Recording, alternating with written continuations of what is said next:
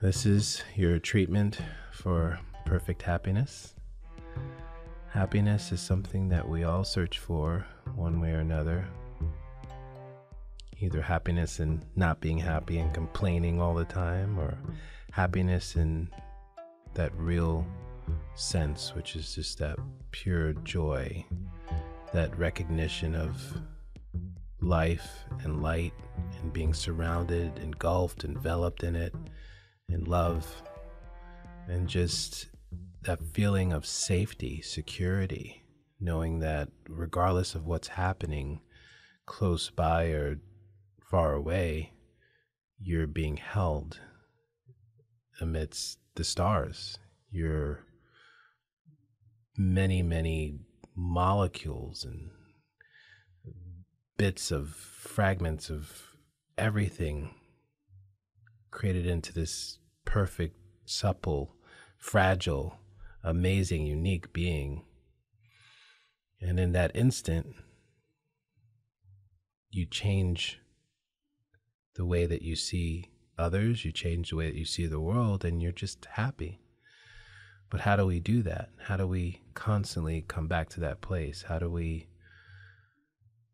remember what happiness is when you're lost, or when you lose something or someone, or your goals are not clear, when life is filled with stresses and influences that are so oppressive and impressive that you can't even see your hand in front of your face, you can't even see your next step, you can't even see the person shouting your name and saying I love you, or the hug that's waiting for you in your child's eyes and arms, or your spouse or your partner or your friend or your coworker. How do we do that? It's time to be happy. The answer is I don't know. Because with each challenge comes the opportunity to grow in happiness. That's the lesson of happiness. I remember watching a cartoon with my children. It's fairly recent. And there were these one type of beings that decided that in order to be happy, they had to eat and consume these other beings that were generally happy. And in the midst of all of it, these beings that thrived and had a community of happiness became so sad that their happiness went away. And so now you had just everybody unhappy until one moment, happiness is now. Through a song and through reminding each other, one person remembered what it was to just be internally happy, and then that became contagious. And then through that, a lesson came, and well, as you can imagine, it was a children's movie or cartoon, so it was a happy ending with the one person or one being that didn't want to recognize what happiness was eaten by something bigger than itself. That's life in a way. We can smile, we can keep our chin up, we can walk erect, shoulders back, and use walls as stepping stones to our next level, seize the moment, to our lesson of happiness.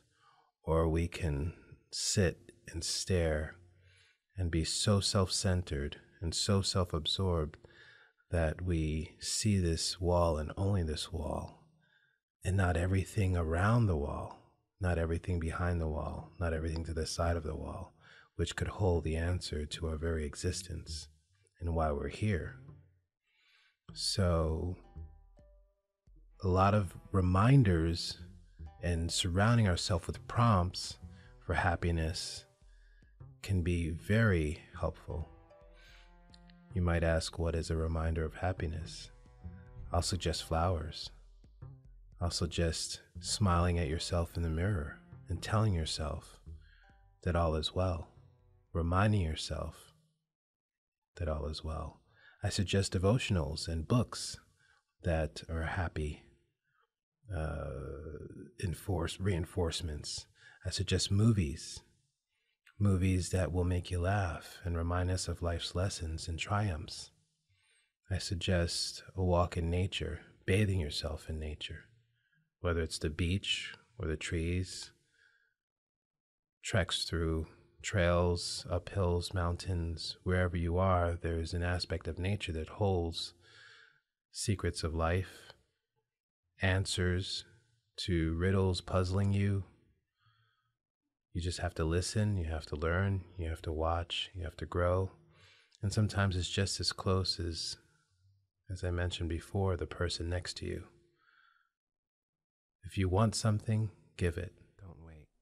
And the recognition of this boomerang effect can be true happiness. Smile. Some wonderful statements from an author that I love sharing with you.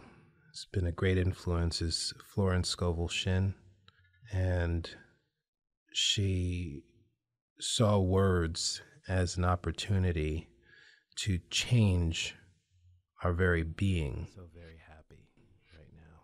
She believed that as words had a vibration to them, that these words could go forth like a boomerang and bring back changes in our lives that were projected with the sentiment and the essence of these words.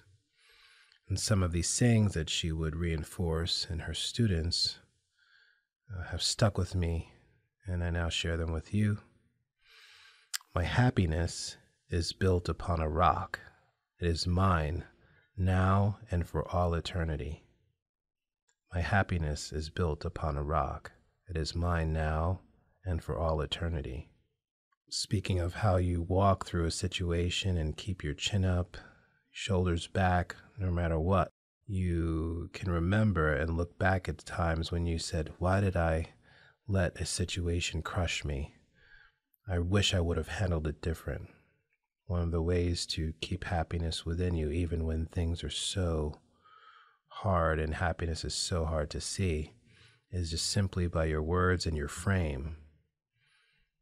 And remind yourself with this next saying, happy surprises come to me each day. I look with wonder at that which is before me. Happy surprises come to me each day. I look with wonder at that which is before me. Now, if your chin is up and your eyes are forward and your shoulders back and your spine erect, and you're walking through situations knowing that all is well, it's going to be much easier for you to see those happy surprises waiting for you than it is if you're looking down or staring down and away from all that is around you. So that's why that saying, happy surprises come to me each day, I look with wonder at that which is before me, really reinforces how we carry ourselves through life, physically and spiritually, to be happy, to be immersed in happiness, to constantly remember how important it is to recognize that which is before you, not that which is behind you, and not that which is some sort of a dream or vision of where you can be or what other people have that you wish you could have, but just what you have. Because at the end of the day, it is possible that with all the happiness you've been given, you would have missed it. Seize the moment. If you forget to look at that which is before you. Then, once we see clearly through that veil, that illusion of unhappiness, of fear, of doubt, of jealousy, of whatever is keeping us from our true birthright, which is happiness and joy, the only thing left to do is ask for forgiveness. Forgiveness from our higher selves of ever doubting, of ever fearing, of ever being jealous, of ever allowing ourselves to fall from that state of pure joy and pure grace, which is our true selves, our true birthright. Smile. And then you give thanks. It's time to be happy. And the last saying I'll leave you with in this treatment for perfect happiness is, I give thanks for my permanent happiness, my permanent health, my permanent wealth, my permanent love. I give thanks for my permanent happiness, my permanent health, my permanent wealth, my permanent love. Giving thanks is the surest way to enjoy your life, to enjoy your true state of being, to truly be happy. At the center of that is gratitude. As a parent, we know the grateful child is usually the happy child. We can only remind ourselves to be as a child in this way. Look with wonder at that which is before you, then give thanks and be truly happy.